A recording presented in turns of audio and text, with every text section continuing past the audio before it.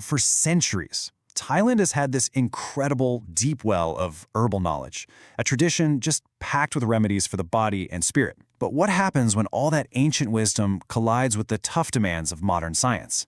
Well, that's what we're diving into today, a really fascinating story about preservation and proof. And that really brings us to the big question, right? Can ancient wisdom actually survive in our modern world? I mean, in a world that demands hard data and clinical trials, can knowledge that's been passed down for generations really hold its own? The answer? Well, it might just surprise you. See, in Thai culture, herbs aren't just something on the side. They're fundamental. They're woven into everyday life, From a simple cup of ginger tea at home to these really complex remedies made by folk healers. And it's not just about treating sickness. It's about keeping this deep, natural balance.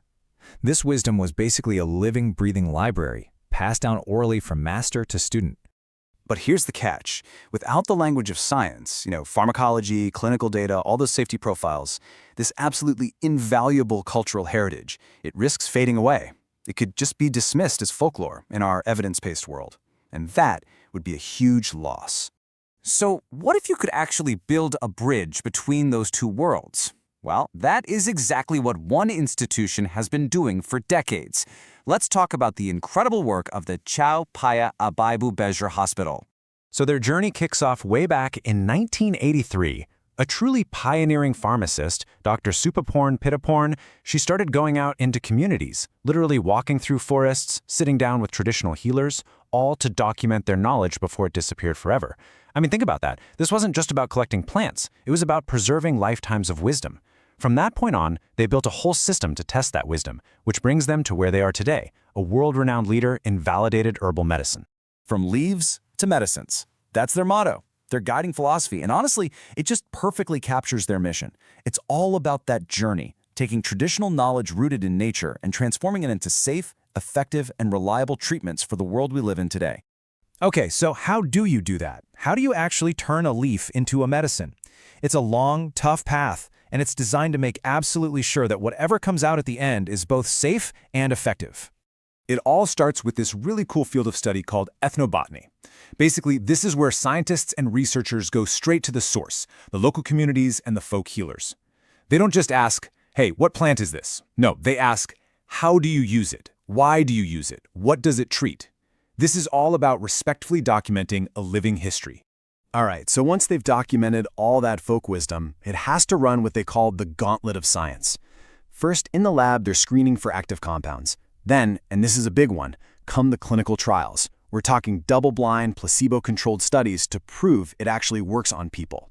And finally, and this is so crucial, there's rigorous quality control to make sure every single batch is pure, potent, and exactly what it's supposed to be.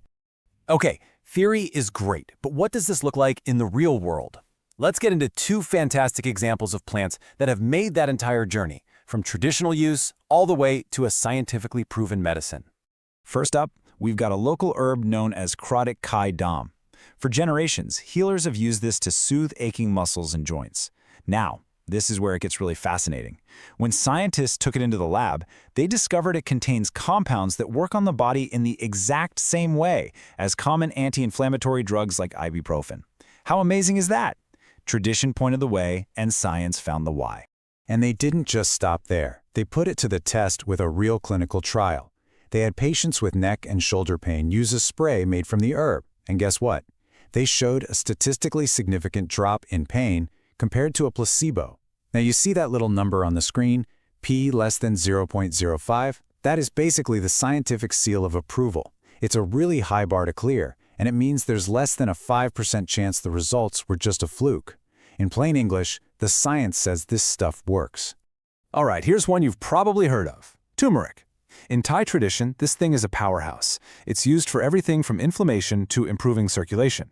So through that same scientific process, researchers were able to zero in on its main active compound, curcumin, and they specifically proved its effectiveness for relieving indigestion and bloating.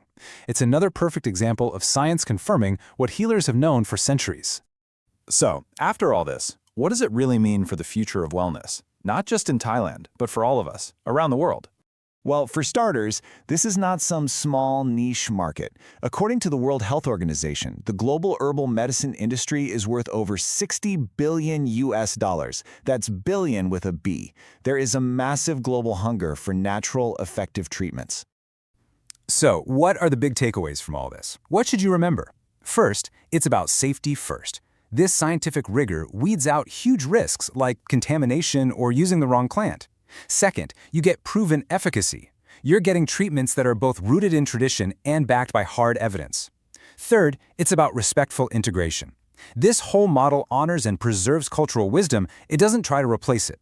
And maybe most importantly, it offers global potential.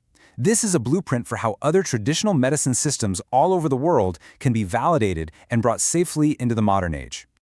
And that brings us right back to our big question at the start. By building this bridge of scientific respect to the past, it really seems like we can unlock a much healthier future. The work of Abhay Bujapare suggests that maybe, just maybe, the future of wellness isn't about choosing between nature and the lab, but about intelligently and safely combining the wisdom of both.